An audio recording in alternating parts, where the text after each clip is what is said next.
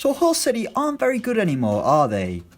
Since suffering relegation from the Premier League, the Tigers haven't looked like a side capable of returning, and instead they've just sold off all their best players and botched a squad together. But what if they hadn't sold those players? Over the past few years when they were a regular team in the Premier League, they accumulated some strong talents, so where would they be if they still had them? This is Hull City's current best 11 if they'd kept their best players.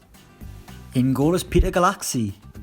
If you cast your mind back, you might remember this guy from his Liverpool days. The Hungarian arrived in England in 2007, signed by Liverpool on loan before becoming a permanent Red. During that time he wouldn't make a single appearance, instead spending his days out on loan. And one of those clubs he's played for was Hull City in the Championship in 2011. Galaxy would make 15 appearances, with his time being cut short due to a crisis at Liverpool. Well, now the Hungarian is 28 and he's the number one keeper at RB Leipzig, who are competing near the top of the Bundesliga, so I'm sure he pips any of Hull's other previous goalkeepers who are still going. Right back is Omar Abdullah. It's another player who Hull had on loan, and sadly Omar Abdullah's time at Hull ended in relegation. The Norwegian fullback was brought in by Marco Silva as the now Everton boss looked to drag Hull towards survival. That was the second time that Silva worked with the fullback, the first being at Olympiacos, and he then tried to link up a third time while at Watford. So while his time at Hull wasn't lit with star-studded moments, El Abdullah would probably do much better in black and orange in a better team. He'd be better than El Mohammadi at least. Our first centre-back is Paul McShane. See, I can make jokes about him too, it's not just the Irish.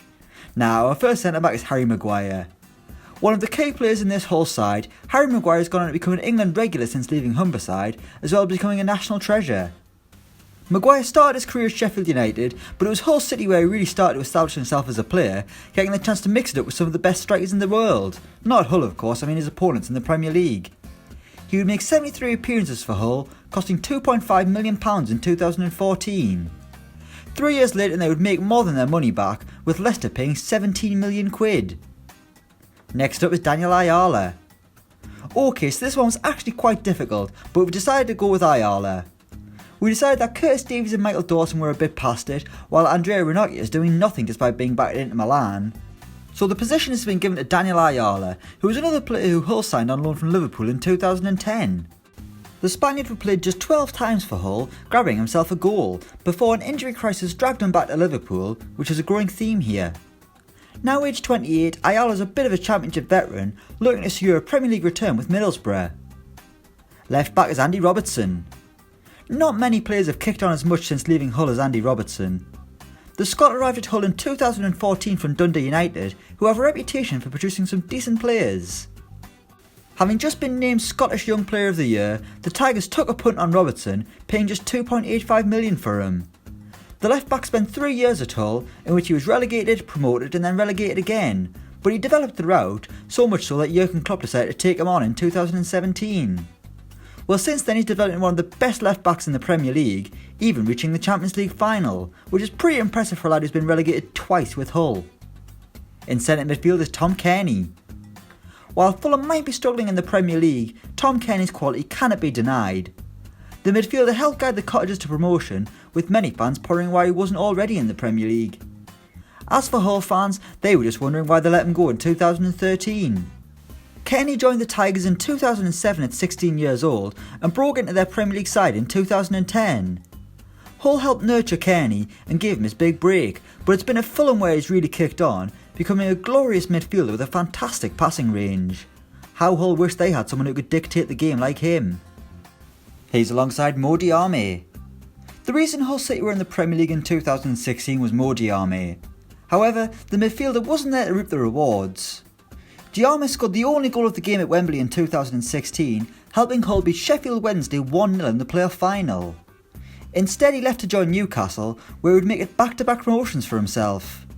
But this time Diarmé did get the chance to play in the Premier League, and at times he's done very well in black and white, making the £3.5 million fee they paid for him look like an absolute bargain. As for Hull, it's another example of them flogging off their best players under the current regime. On the right of attack is Harry Wilson.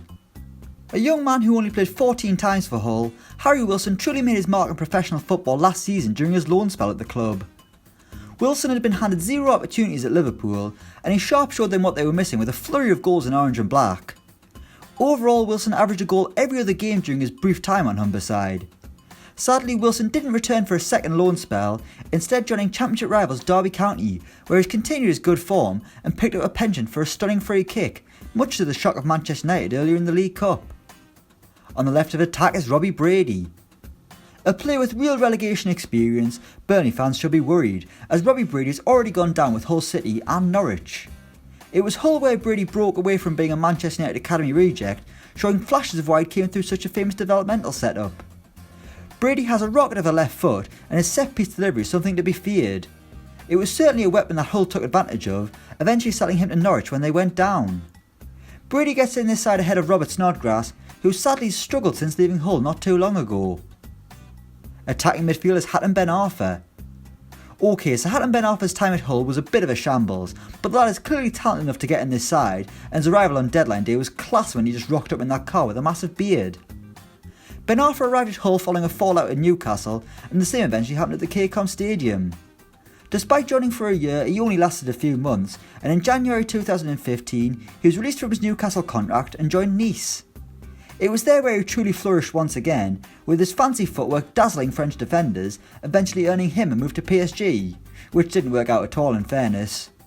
For all his faults off the pitch, Ben Arfa is talented enough with the ball at his feet to get in this side. And up front it's Josh King. He's our final player and another one who was at Hull on loan. Josh King would only manage one goal for the Tigers. The Norwegian was on loan from Manchester United back when you could barely score for love nor money.